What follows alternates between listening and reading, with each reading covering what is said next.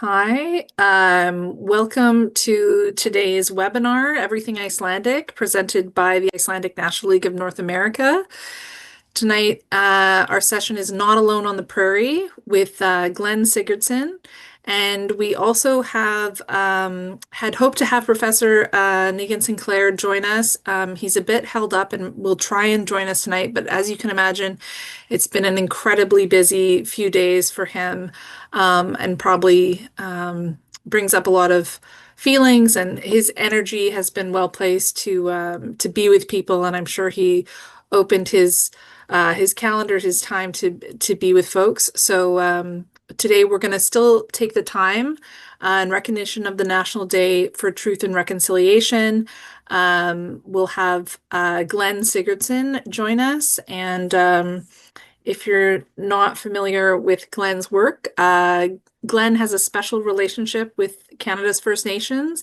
For the Cree and Ojibwe and the Icelanders of Lake Winnipeg, his work has always had a special meaning, and few Canadians could tell the story that he's going to share with us today about his life growing up on Lake Winnipeg as part of the Sigurdson fisheries family, and his work, which he describes as the beating heart of reconciliation, is working side by side with Indigenous men and women on Lake Winnipeg and building our community alongside First Nations partners.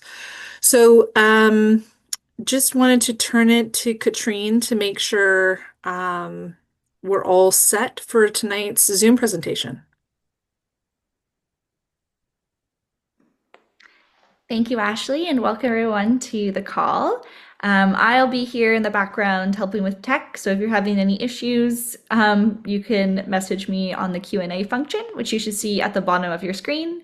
This is also your kind of network or your connection to us, our panelists, Glenn, and our host, Ashley. If you'd have a question or a thought or a comment that you want to share, comes up during the discussion, please use that Q&A function. It's again at the bottom of your screen, and we can kind of bring that up in the discussion at the end of our webinar. Even better, if you'd like to join us on screen and speak directly to us, just click the raise hand button, which should be somewhere around that Q&A button, and I'll bring you up to the screen with us here to join the conversation. Thank you, everyone, and I'll pass it back to Ashley. Thanks, Kate. To begin in a good way, I'd like to offer a territorial acknowledgement that the lands and waters of North America are the traditional ancestral lands of several Indigenous communities. And our focus today is centering on the Nýja Ísland settlement region of Manitoba, home to the Anishinaabe, Dakota, Dene, Cree, and other First Nations. I'm speaking from Ottawa, the traditional unceded territory of the Algonquin Anishinaabe people, and invite you to reflect on the Indigenous communities who have relationships to the land and waters where you find yourself today. So the theme of our webinar today is how Indigenous wisdom helped new Icelanders endure and thrive. And this is a message from our INLNA president, Gwen Morgan, who wasn't able to be here today because she has a very special assignment. She's flying to Australia to begin to prepare to become a grandmother. But she wrote, and I want to share this, that this year, 2025, marks the 150th anniversary of the landing of Icelandic immigrants at Willow Island near Gimli, Manitoba, that left over 60 families on the shore of Lake Winnipeg. The settlers arrived in land that had been given to them by the Dominion of Canada to start a new colony and found Nýja Ísland. However, the land had already people living on it. This proved to be fortuitous for the newcomers. The weary Icelanders arrived on October 21st, which was very late in the year to be successful in enduring the winter. We know that local Indigenous groups, particularly the Anishinaabe, Cree, and Métis, were key to their survival. In our 150th anniversary celebrations in Gimli and Riverton, Manitoba this year, the memory of John Ramsay, who was of the Saulteaux peoples, was honored. Ramsay, despite the arrival of settlers on land he called home, chose to offer incredible generosity and selfless compassion at great personal cost. In that first winter, he's credited for saving as many of the settlers from starving and freezing to death. But Ramsay's beloved wife Betsy and 4 of his 5 children died of smallpox the following year. There were many hardships we know, but the Icelanders more than survived, they thrived. And in those early years, learning from indigenous peoples how to fish through ice was essential for food. And you just think about that climate being so different from Iceland. Um, and that later, that skill set became a basis of an international commercial fishing industry on Lake Manitoba. And this is one of the stories of success. I think Glenn will share that with us. Um, and as we celebrate, I think that this is also important to commemorate this meeting. And the INLNA invites us to take this pause as we follow Truth and Reconciliation Day to recognize how people who were already here helped our ancestors. And in a sense, we stand on their shoulders, most with names unknown, but acts of kindness and generosity to be remembered. So the story of John Ramsay reminds us of the cost of this encounter, not only in land, but in lives and culture. Um, his generosity didn't shield his family from the impact of disease or displacement, yet his actions endure as a model of courage and grace in the face of the great challenges. So I want to thank Glenn for joining us today to start this conversation, which we thought was important to have as we commemorate the 150 years since the settlement. Just to introduce Glenn, I shared some remarks that were written by Phil Fontaine, former National Chief of the Assembly of First Nations, AFN. And I know that Glenn has spent his career resolving complex disputes, and he's a lawyer by training, but he's self-described and known as the man in the middle, and he's able to forge relationships and has particularly worked with major projects between Indigenous and non-Indigenous peoples. He's facilitated resolution efforts such as exploratory dialogues for on residential schools, and he's a pioneer of environmental mediation and has made foundational contributions to Canadian fisheries management and global mining practices. He's the Icelandic Honorary Consul General in Vancouver, and this year the INLNA was delighted to present him with the Joan Inga Ailson Kadam Award for his commitment to sharing Icelandic culture through writing. So Glenn, if I can turn it to you, and maybe we can start the conversation with some of your stories today. Yes.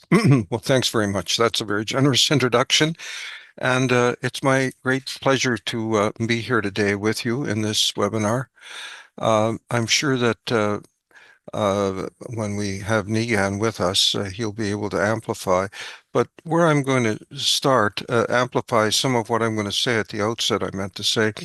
The one thing that I want to say is that I listened to a podcast of Nýjan's for over an hour not so long ago, and he's a very charming guy with great insights, and I've resonated very closely with him. So I'm going to be very interested to have a conversation with him.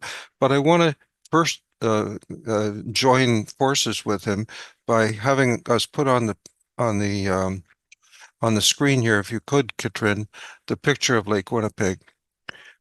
Lake Winnipeg is a very distinctive body of water. Let me just start by saying that this is the remnants. This is the legacy of Lake Agassiz. Lake Agassiz was 19 times the size of Lake Superior. It was a massive inland lake, glacial in its disposition.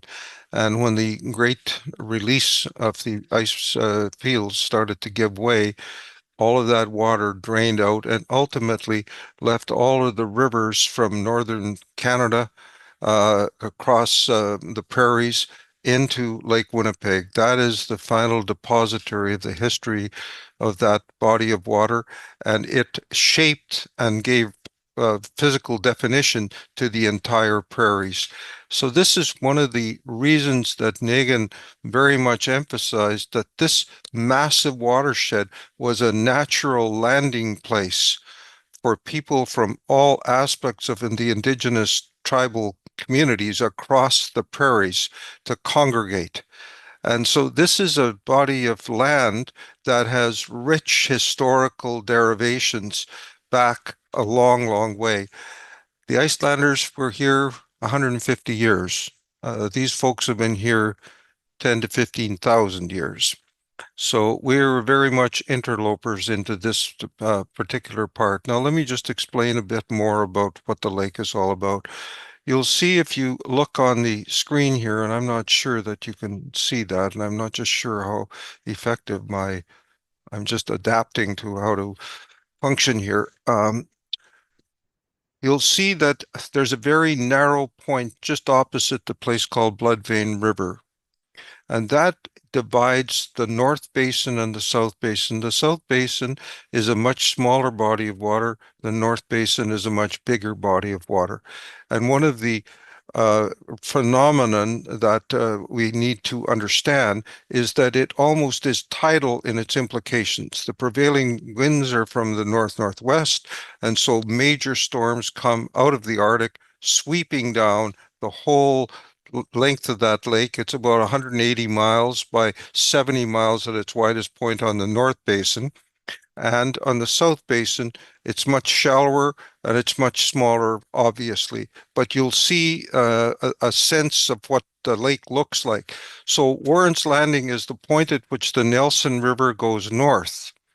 And the Nelson River goes north all the way to Hudson Bay. And Barrens River is a community that I'm going to speak a lot about. So that orientates you to where we're at. This is now a massive hydro basin that's controlled by Manitoba Hydro.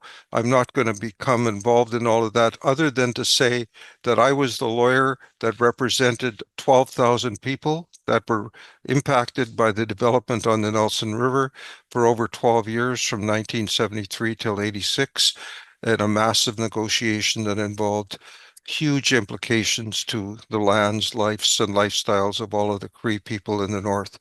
So not only did I know this body of water and the implications of the hydro project through the lens of a boy that grew up in a fishing family, I knew it firsthand from being with these communities on that river, understanding the implications that it would have for their lands, their waters, their fishing, their trapping, every aspect of their life was turned upside down because the simple reality is that when the waters used to be low, they're going to be high in front of the dam. When they used to be high, they're going to be low. So we have a total inversion of nature. Now, the Icelanders.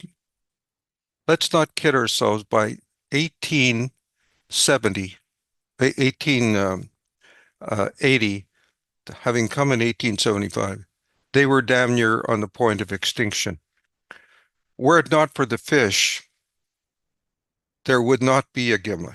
There would not be a community there, in my judgment. By 1882, there were only 300 people left in Gimli, Riverton, Hecla. That's it. And they were basically not able to become viable as farmers there for obvious reasons. They'd been sheep farmer. This was a land that was now intended to become grain farming. It was all covered with trees that had to be cleared. It simply wasn't possible to make a living on that body of land. But in 1883, some guys from Ontario recognized the potential of selling fresh fish into Chicago and New York, opened up a fishery at Hecla, set a net, and that day my great-grandfather and great-uncle became fishermen. And they became very, very successful fishermen. They were only 17 or 14 and 10 when they came. By 1897, they had built the largest boat ever built on Lake Winnipeg, the Lady of the Lake, and they had over 90 people working for them. By 1887, they were already shipping 750,000 pounds of fish to Chicago and New York. They were emblematic of many other families that also became involved in building an economy based on fish. The Stephensons, the Christiansons, the Petersons, these were big family units, and the Sigurdsons was simply like all of the others. They were actually working for major companies like Booth Fisheries out of Chicago, BC Packers, many major companies that were wanting the fish to meet market demands. Gefilte fish was one of them because the Jewish people want to have scale fish. So quickly, you'll understand that the potential to work with these large companies started to present itself because these large companies were much more interested in having tough, hardened Icelanders working out in the body of water that would involve this panoramic scene of activities from the early sailboats to fishing through the ice to the dock at Gimli that would have been built in about 1900. The first configuration of that dock was built in 1900, but this is a rebuilt somewhat later. And then you see all of the things. The thing about fishing that you have to understand is that you have to be able to fish and transport the fish in both summer and winter. So in addition to boats, you had to be able to operate on the ice, which is in many ways more dangerous. Here you see the first, these would be in the early 30s. It's horse-drawn now, soon it would be tractors. And here in the lower left is all of the family that were involved in one way or another. I'm on the far left. My cousin Sulla is on the right. Uncle Victor, Steve, SR, my dad. My grandfather is not there. He's the only one. But we happened to be all on a boat one day. And Sulla and I are on the outside things. Many people will know Sulla as being the famous folk singer and the Lake Winnipeg fisherman. Now I'm going to start moving into a more direct interaction with the indigenous communities because I'm going to speak from my heart, not about matters historical like John Ramsay or all of that early area that's been very extensively documented by others.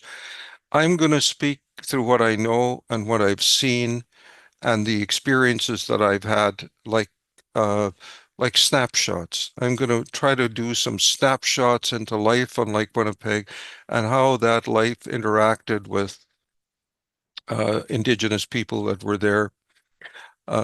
Here you'll see at the mouth of the Barents River, which I showed you earlier, Barents Island. That's an island. It's not really Barents Island. They call it Sigurdson Island because the family first went there in 1895.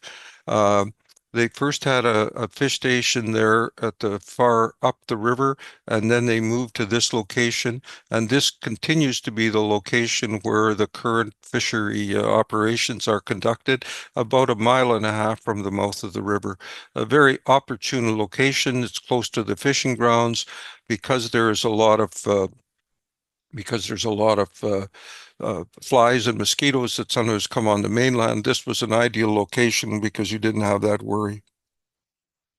You'll see on the right side that people often set up tents in the summertime. When I was a boy, they came, set up tents so they were close on the fishing grounds.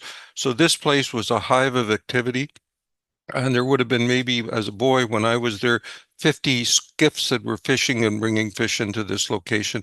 You'll see on the right there, there's a small building, and right beside it on the next slide, you're going to see, could you go to the next slide, please? Here I am. Here's young Glenn with his dog Major, thinking that he's pretty much entered the world ready to go to work, which literally was the case. And in my family, there was no such thing as not being at work. You were always at work in one way or another. But here I am. My mom must have got me some fancy hat so that I wouldn't burn up. I was a red-headed, freckled kid. And that's my buddy, Peter Bushy. And the two of us were big friends, and you'll see a picture of him much later. His mom and dad always came and settled there, and his two older brothers, Gester Bushy, was a mate on the boat. Clifford Stevens was the captain at the time, and Charlie Bushy, his brother, was the deckhand. They were terrific guys. I loved them dearly. And they were always teasing me when I was coming out on the boat with them. Gester would always put me in front of him so I could steer the boat. And then the two of them would start on me. He'd say, Harrison Belanger, those Belanger girls, they're waiting for you, Glenn. They're just at the end of the dock. Your Nichimus are there, and we told them they could go home, but they've been there all year waiting for you to arrive. So you better be ready in your best behavior when you step on the dock. Uh, they always had a laugh. The one thing about being with indigenous people, Indians, that's what I'm going to call them because that was Indians and Icelanders. That's what we call each other. We didn't know anything about First Nations at that time. There was no disrespect. There was no disrespect in any way, shape, or form. We were living and working together, making a living. So that wasn't the point at all. But this is the kind of environment that I was fortunate enough to grow up in. And so if we can just go to another slide here. Uh, Here we are, years later. There's Peter and I about 3 or 4 years ago. And the first thing he said to me is, God, I never thought I'd see you again, Glenn. We had one hell of a time. And it was such a great reunion. And on the left is Chief of Barons River at the time, George Kemp. And this is taken at Matheson Island. They were building a road into Barons River, and Peter was over picking up some stuff. But we changed a little bit over time, but we were still good friends, and we had a wonderful reunion.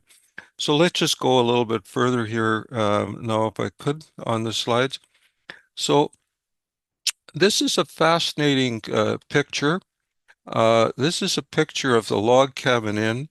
This was built by Ma Kemp. She and her sister were English ladies. They came over to Canada and they went into the north, one to Norway House, where they built the Play Green Inn, and the other to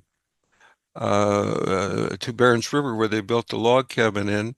And every year, the Kenora, which was another boat that we could look at in a minute here. Have you got a picture of the Kenora, Katrin? Just show you here. Here it is. This boat used to carry about 60 passengers on it. And they came up every year for a trip on Lake Winnipeg. It was a big adventure that people enjoyed, particularly because of the experience of staying at the log cabin inn and the charismatic lady that Ma Kemp was. Just the name Ma Kemp will tell you about her. She was about 5'1". She had white hair and it stood on end, and she had this terrific English accent. God in heaven, darling, how are you doing today? Anyway, we had a good time. This is taken right as it goes by. So go back now to the inn. So on the left, there's Ma in the middle, and there's her daughter-in-law, Priscilla Mackay, and her son, Dick. And the young man there was actually named Glenn. He passed away prematurely, but his brother was George Kemp, who I showed you in the other picture a moment ago, where the three men were standing side by side. There he is on the left. So there's an example of how these communities kind of merged together, people living and working together. And Dick married Priscilla Mackay from Barons River, and now there's many, many Kemps that are part of that community and play such a critical role. But it started with the lady from England coming over in the 30s. What prompted her, I don't know. But she was quite a lady. So now we'll just move on a bit. I'm going to take you now into just some pictures. We can just look at this. This is kind of a snapshot of the world that was out there. On the east shore of the lake, it's all granite. On the west shore, it's all limestone. It's one of the defining places on Lake Winnipeg. Because at this very juncture, it's only about 3 miles across, 2.5. My cottage is right there on a bay just before this area, but it's loaded with these magnificent pelicans on that side. But this is the Canadian Shield. It's like Kenora and territory. On the other shore, you're going to see after there's limestone, and there you can see the limestone shale rock. This is at a community called Matheson Island, which is right at the end of where the road goes north from Riverton and it stops. Just around the Narrows where I showed you were the two. This is at one of our fish stations. You'll see two Indian guys that are got a pretty big lift. Here we're working to put steel drums loaded on. And there's a picture of the Lady of the Lake standing right at the front of the main dock in Gimli. And so let me now go into other, well, we'll leave that picture for a minute and we'll come back to it. I want to tell you about a man that I've always admired so much, Leif Hallgrímsson. Leif was a young boy born in Iceland, I think in 1887, I think, and he and his single mother came to Hekla, where they lived.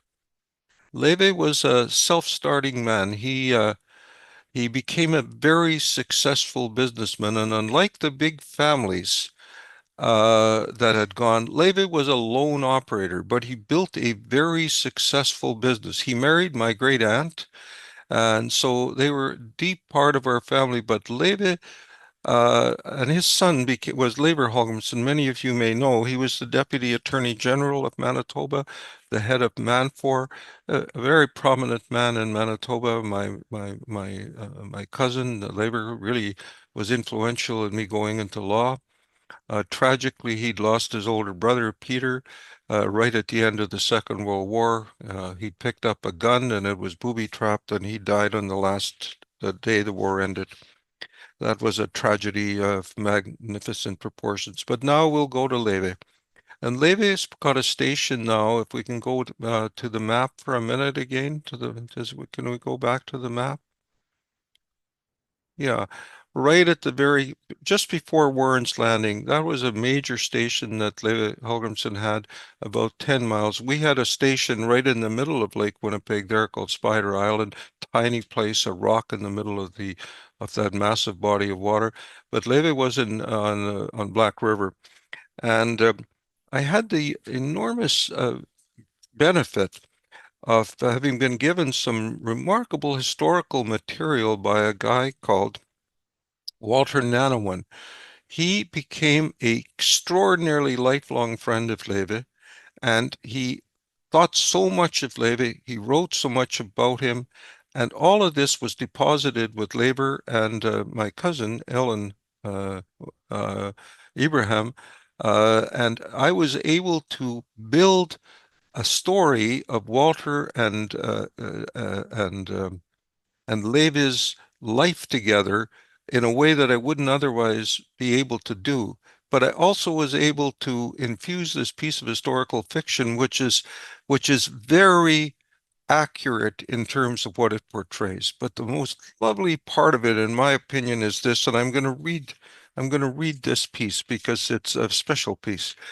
It's all the more special to me because, as I call the article, when life began with a fish box, every young boy that ever worked on the lake, and some young girls, had to nail fish boxes. What do I mean by that? There were wooden boxes. In order to transport them effectively and not consume too much volume of the boat in terms of its ability to haul, they were knockdowns, and every one of them were kind of in a compartment, and then you had to disassemble them and build them. Here we go. Walter, this is Levi. You were a Nanawan, aren't you? Asked Levi. Yes, good man, all the Nanawans. I saw you sitting beside your cousin Willie yesterday, watching him nail the fish boxes together. Do you think you could do that work, Walter? Shyly, Walter responded, Yes, I could. I watched Willie the last 2 days and saw how he put together the ends and the bottoms and sides and nailed them into a box. Would you like to do that? Asked Levi. I need another man like you working on the boxes. Without men nailing the boxes together, there's no way we can ship the fish. It's a very important job. Do you think you can do it, Walter? Oh, yes, I can. Yes. Levi put his hand on Walter's shoulders. I'm sure you can. Would you like a job this summer? You go tell your mother that if it's okay with her, you have a job working for Levi on the fish station starting right away. The fishing is very heavy, and without boxes, this outfit will shut down. I'm going to be counting on you to work with Willie. After you check with your mom, you come back. Levi smiling.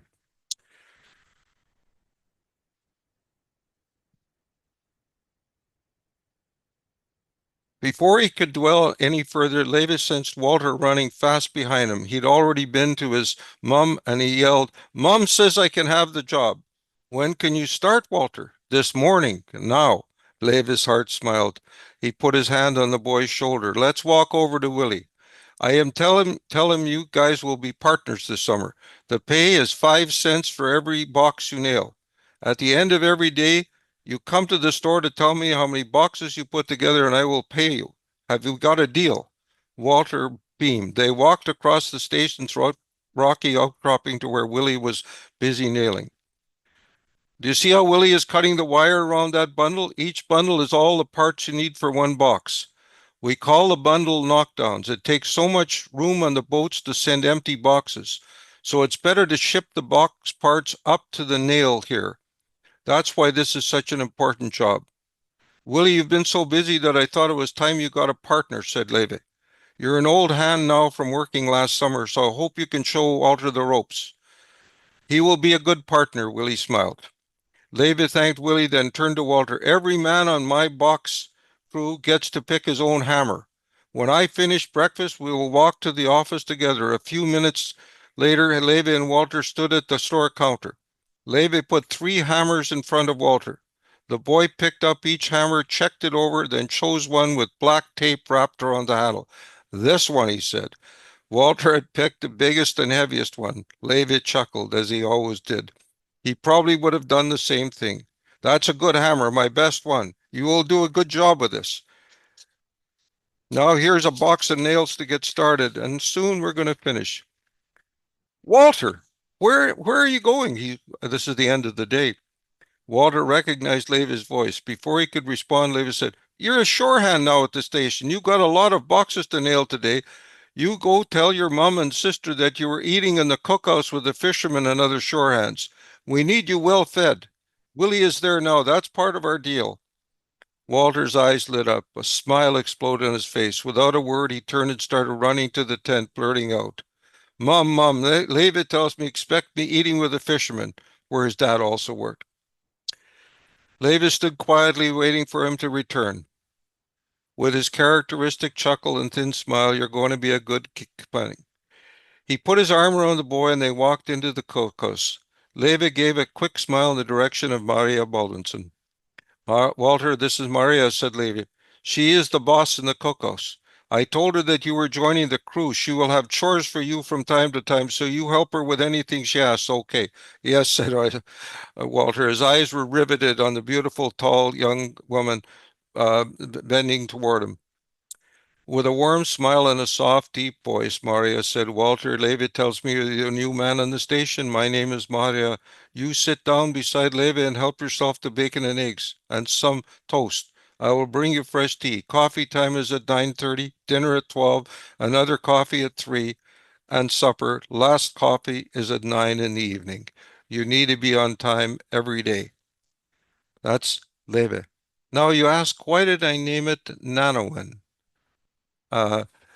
Mini scan. I named the story, by the way, Mini Scan. Mini Scan, Life Begins with a Fish Station. Mini Scan was Levi's nickname. Why was it Levi's nickname? They nicknamed him the man who stood by the berry bush. And Levi loved eating berries, and so his nickname was Mini Scan. So that's what he was known to all of the community as being. It's a wonderful story because it resonates so deeply with what life in a fish station was all about. Every young boy got to become part of it, and knowing Levi like I did, and reading the accolades that Walter Nanawan, and I just don't have time to deal with it, says of Levi, but if you're interested in the story, it's in the ebook I wrote.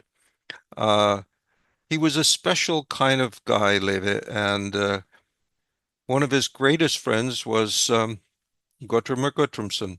They spent a lot of time together. They both loved each other's company. They loved laughing together. They had a similar kind of wry sense of humor. I think that that young boy was lucky to be there. Now, the other story I want to tell is the story of my dad and my mom, and in particular, a story that I wrote and is part of the book called The Heartbeat of Reconciliation. Your aunt and dad were such good friends. So uh, when dad passed away, I gave Tom Bittern, an old friend of mine who was uh, still out north, a call to tell him that dad had died. And the interesting thing about dad and and Dolly was that they were like the king and queen of that small island.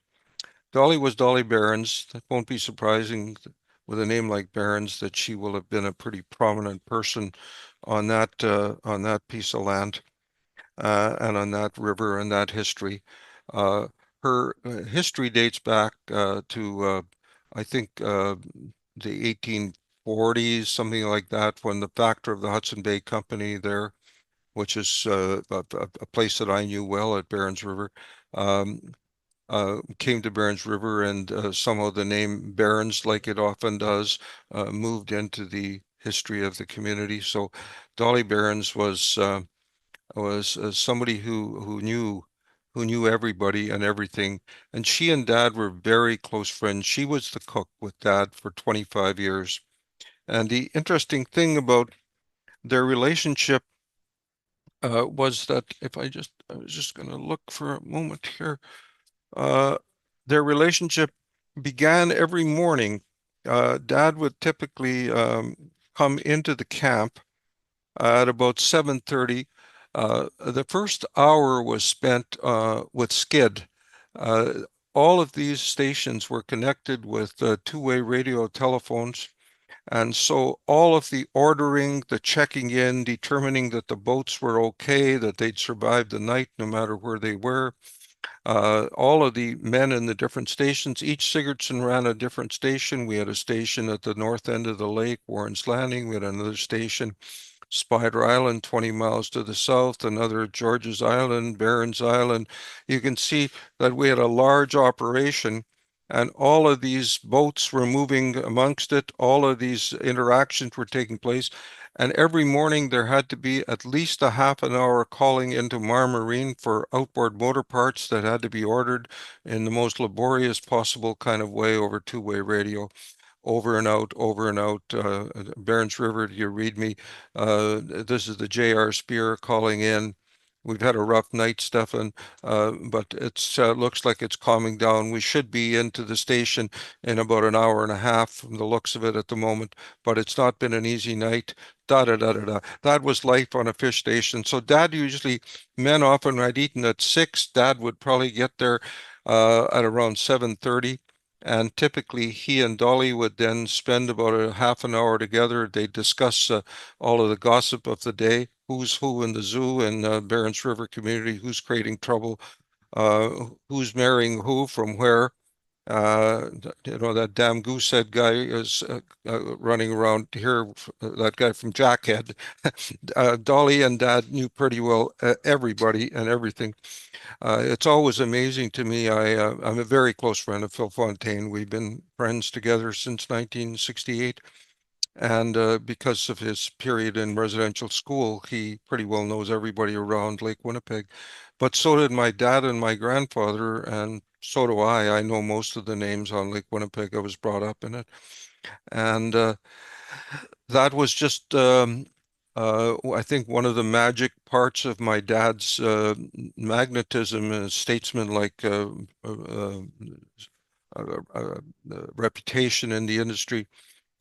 He was not a man in your face. He was a man that was extremely able to work with people in all the years and in all the very tough situations. There's a lot of heavy drinking that was going on between seasons, between both the Indians and the Icelanders. Let's not kid ourselves. I never saw a man take a hand to Dad, and he was in some pretty tough situations that I won't go into. But this was not all sweetness and light. This was a tough business to run. Uh, there was tough dangers. We had lost a boat to the bottom in 1968, the J.R. Spear. I write about the loss of that boat. We had 22 people on board. Miraculously, it was at the end of May. The ice was still on the lake. Through the genius, the brilliant seamanship of Jones Everett, a guy from Barons River, he was able to navigate between some extremely hazardous rocks that went out onto Lake Winnipeg at Poplar Reef. The boat was 10 miles off course. It's hard to fathom, but it was 70 knot winds at the George's Light that night. They believed that the reason the compass was so far off was because there was a magnet on the bottom. But that and it did draw on it off off course. I'm going to just move along a little bit faster now. But there were many indigenous captains on Lake Winnipeg, and one of whom was Jack Sinclair, who I suspect is a great uncle of Negan, because Selkirk was really the center of all of the business activity. I'm going to tell you about one other thing, and that's my grandfather, Mulle Brynjolfsson. He was a classic old man in the sea. He looked like the old man in the sea. He was the old man in the sea, 5'8". I don't know where I've got a picture here, but I don't think I sent one, Kitrin. But he had an enormous prescience about the lake. This is my mom, and this is a station, 1947. I was probably conceived there at that visit in the fall of 1947. Or 46 rather.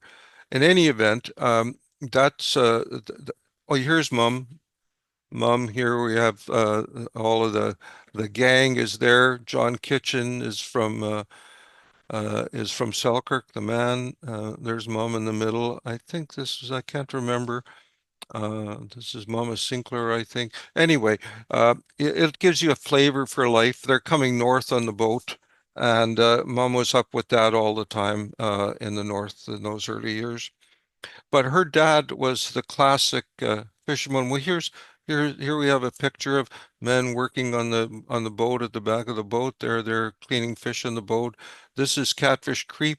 You can see what a tough kind of environment that is, and in the wintertime that becomes or in the late fall, that's a dismal place. This is what the Selkirk River looked like. And there we have the Kenora. This is like what the Selkirk Harbor looked like, and this is the Kenora coming into Barents River.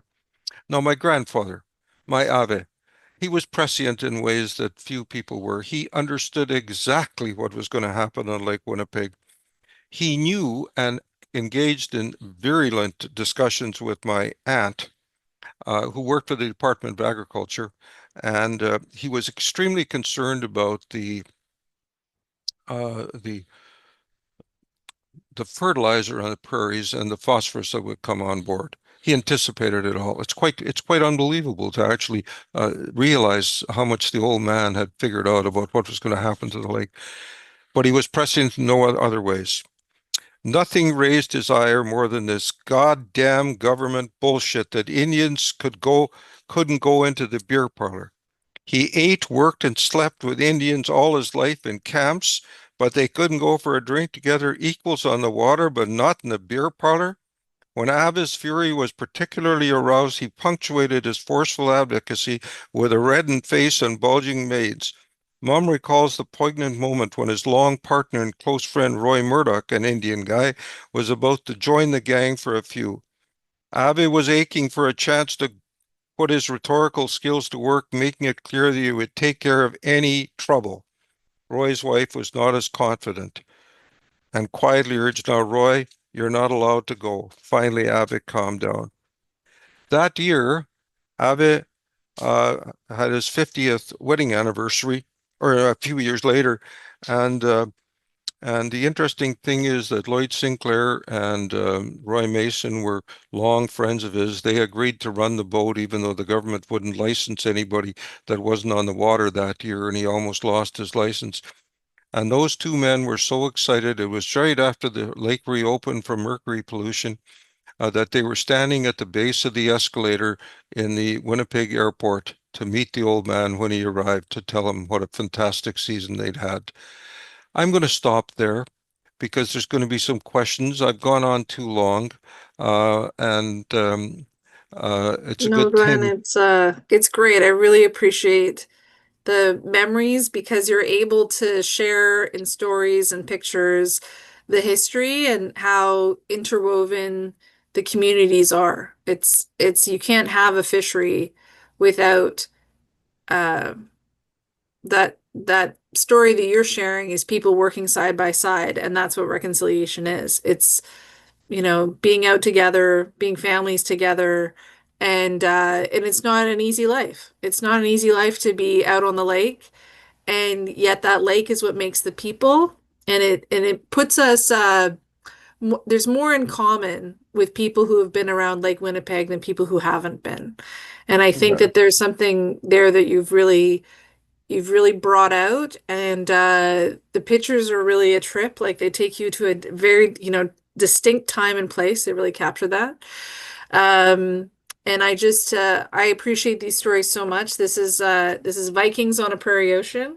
And I find there's a lot of memories and a lot of it, this is our history, and we share it with all the indigenous communities as well. So I think they're great vignettes, and they show like how we've moved through time together, and Right.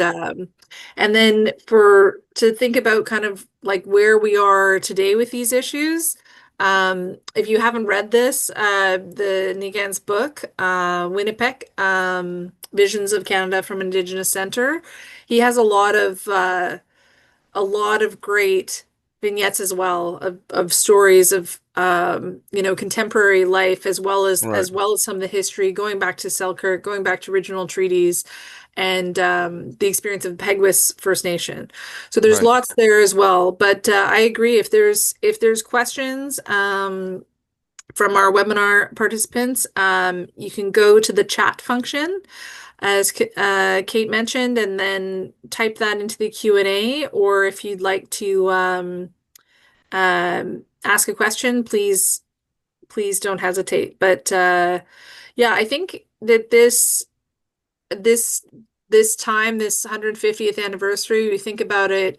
For me, there's 5 generations. There's my great grandfather who emigrated in the 1880s, and then my Avi, my father, Mark, born in Gimli, myself, and then I've had Catherine and Magnus. So that's Mm. 5. Are you, Glenn, is there 6 in your family, 6 generations? If you're a Yeah, bit there is. earlier? Yeah, there is. Yes. And Because it started with Sarah Erlandson, who was born in 1842 and came with his 2 young boys and his daughters. There was 5 in the family in 1876. Oh, So wow. he brought his family. So the family goes back a long way now into the history of New Iceland. So somebody has asked a question Yeah. here. Yeah. So Uh, somebody asked a question about what did they learn from the First Nations?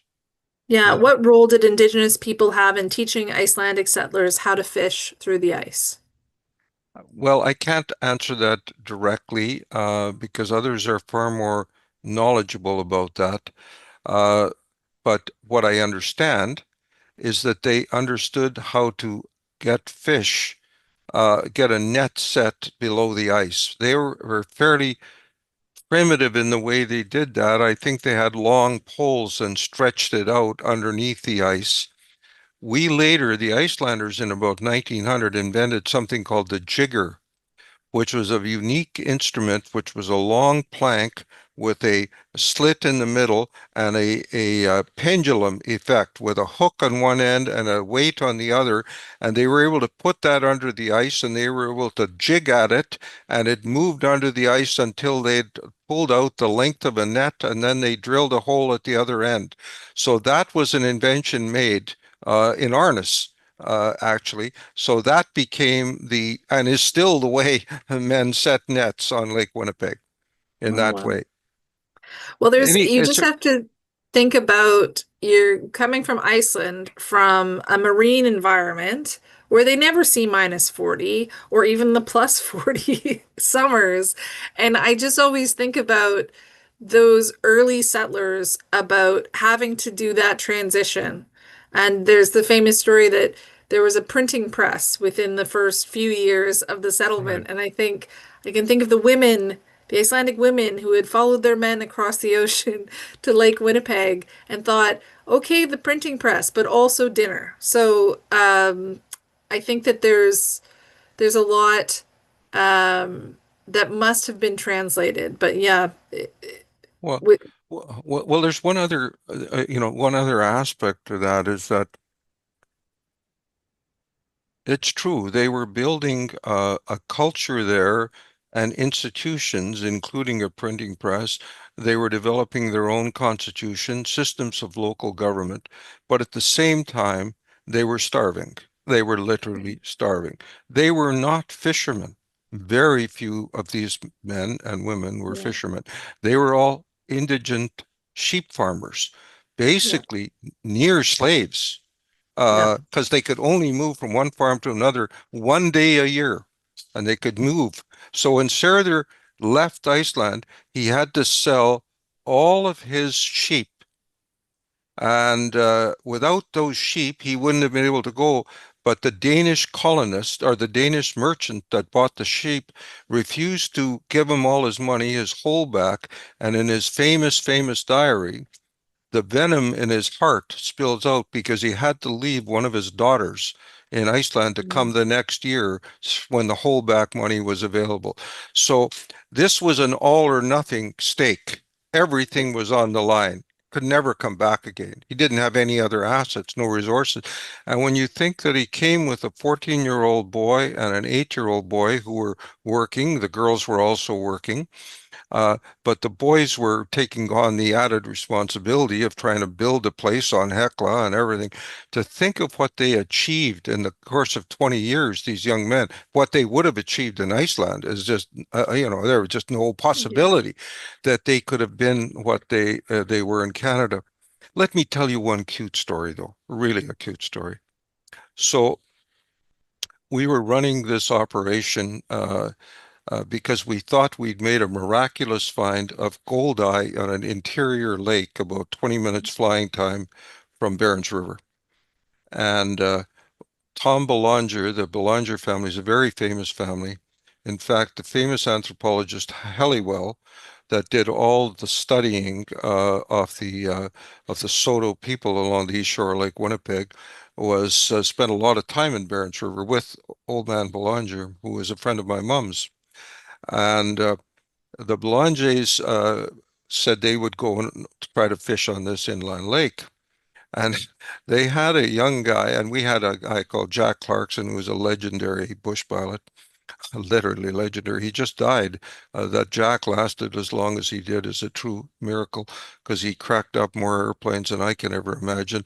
There was always a little bit of uneasiness with Jack at the wheel, but Dad loved him and Dad trusted him no matter what.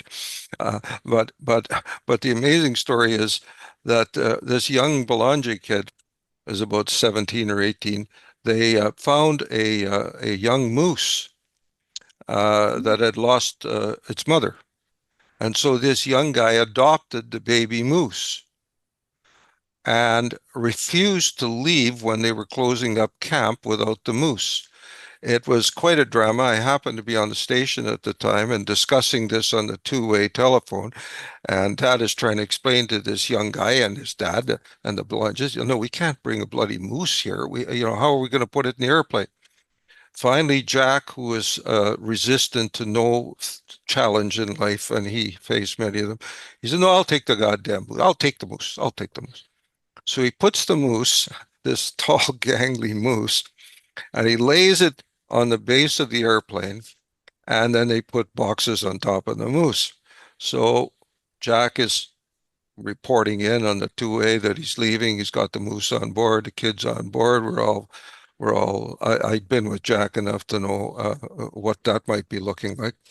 And uh, suddenly, about 15 minutes into the flight, it's a Mayday. Mayday, Mayday, we're going down. The motor is stopped. I've lost all air power, all air power. So that is literally, in a panic. We're all in a panic. What the hell's going on? About 3 minutes goes by. How he kept the airplane up, he finally said, I got it going again, Stephen. Don't worry. The moose had kicked out the emergency. He'd knocked the gas line, disengaged it from the motor, from the engine, and Oh. the plane, the plane was literally powerless. The moose landed on the station, and we got him up, I can remember. And you'll be happy to know he went on the JR Spear into Winnipeg and was spending the rest of his life at the Winnipeg Zoo. Oh, only only in Manitoba do you get stories like that. I love it. Love it. But it just showed you, like, they kind of adapted to any situation. And we got to get the moose out of there. The moose is coming out. So I hope people enjoyed that little story. I always love it. I I always love love it. it, you know. Well, no, Glenn, thank you so much. I think we're just so happy to have had this time with you. And again, it was great to be together in Gimli in April, and we got to have a good visit then, and it's a pleasure to have another visit tonight. Um, and yeah, I'm sorry we didn't have Nagin on tonight, but like Glenn said, he's got a really funny podcast, and it's like you said about the indigenous sense of humor is like none other. And he has a podcast called Nagin and the Lone Ranger, and Mm. I listened to a good episode where he's there's an interview with Premier Wab Canoe, and I think Oh, that good. that's just it's so interesting the conversations they were having. And they were talking about moose, and they were talking about moose hunting. Oh, yeah.